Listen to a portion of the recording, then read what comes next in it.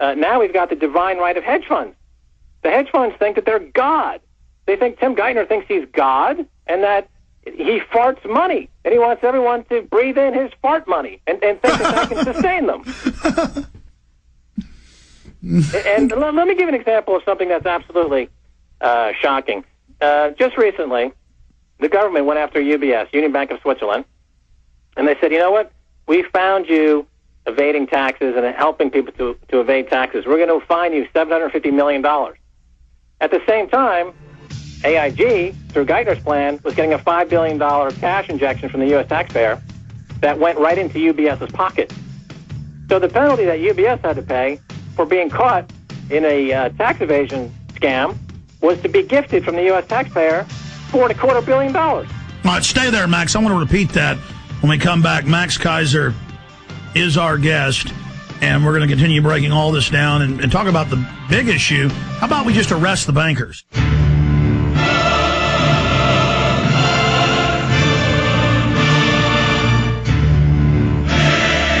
Going back to Max Keiser, host of The Oracle on BBC, maxkeiser.com. Okay, Max, you got cut off by the break.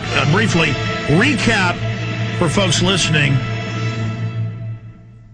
the magnitude of what you were just talking about, the issue of you've got UBS, this big Swiss bank, supposedly with all these accounts, so it gets a $700-something million fine, but then $5 billion of taxpayer money bailout. Right.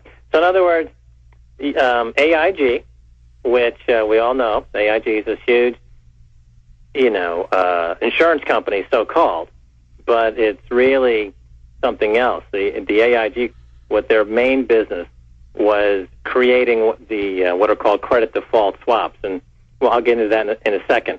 But basically, the reason why AIG needed $180 billion worth of bailouts was because these credit default swaps were proven to be, counterfeit and bogus. So the government gives them $180 billion now to pay off their bills, to pay off the people that they were involved with their criminal syndicate of credit default swaps. They end up giving UBS $5 billion of America's tax money that came into AIG from the U.S. government to bail them out ostensibly, supposedly to help Americans somehow. But AIG turned around and gave $5 billion to UBS the same week that UBS is paying the U.S. government a $750 million fine for being caught aiding tax evaders. Isn't Barack Sorry, go ahead. Yeah, net, UBS gets a $4.25 billion gift from the American public for being caught aiding people to evade taxes. That's the problem is just not that there's a lack of justice. The problem is that there's a psychosis involved at the highest levels of the banking system, where you've got like Caligula in charge of these banks. They're psychotic thugs. That their moralities they're not losing morality. It's not moral hazard. It's moral vacuum. They're psychotic. They think they can get away with this. It's absurd. But there are a couple of other examples where these bankers, you see that they've become, like this Caligula capitalist, as I call it. Just recently, there's these huge protests in London against the hedge fund industry. People are on the street. They're protesting against the hedge funds. They're outside the Bank of England on Threadneedle Street in London. The bankers are waving 10-pound notes out the windows, trying to incite the protesters to commit violence. Why? Because they had made bets on online betting exchanges as to how many protesters would be injured or killed during the demonstrations and protests. So here you have bankers trying to incite people to get killed because they've got a bet on the exchange of how many people will get killed. Do you remember when the Pentagon wanted to create a hedge fund on when the next terror attack was coming to make money off of it? Well, if you go back to John Poindexter, he introduced something called the Policy Analysis Market, PAM, which is based on my technology, the virtual specialist technology, which you mentioned at the top of the show.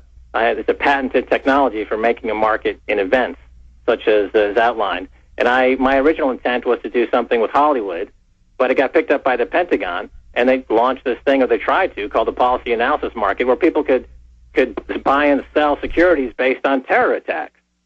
And my point at that time was that you're just encouraging terror attacks.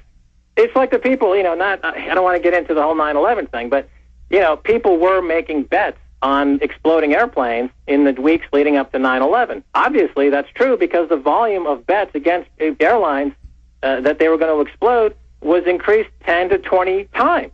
So it was no secret that people were making bets against them. What turned out to be they were making bets against themselves. But you see this type of moral vacuousness where these bankers are actually destroying themselves. They're destroying their own economy because they've become psychotic. The embezzlement and the fraud has run into levels that are not beyond just what Mike Milken did back at Drexel Burnham. It's become a whole nother magnitude. You have Goldman Sachs, of course, very famously last year sold bonds to municipalities while at the same time selling short those bonds, attacking their customers. You have the example of Armor, a company called Armor Plating, I think the name is. They make material for soldiers and U.S. soldiers in Iran and Iraq. They couldn't raise money last year because the hedge funds were selling the stock short. They were killing the stock. They were selling the stock naked, which means you're selling stock that doesn't exist. You're selling counterfeit stock. The company couldn't raise any more money, and as a result, of course, U.S. soldiers were in harm's way because the hedge funds thought that their profits were more important than the lives of the U.S. soldiers. And again, it's the divine right of hedge funds. It was a company called Force Protection Inc. Stay there, Max Keiser. Stay there. This is just amazing. And everything he's saying is documented on record. That's how destructive, parasitic, carnivorous. It's not just looting. They're killing the golden goose that lays the eggs and all leaving the United States to live in armored compounds in the Caribbean. MaxKeiser.com is his website. My website's Infowars.com and PrisonPlanet.com. We'll be right back with him and a state rep.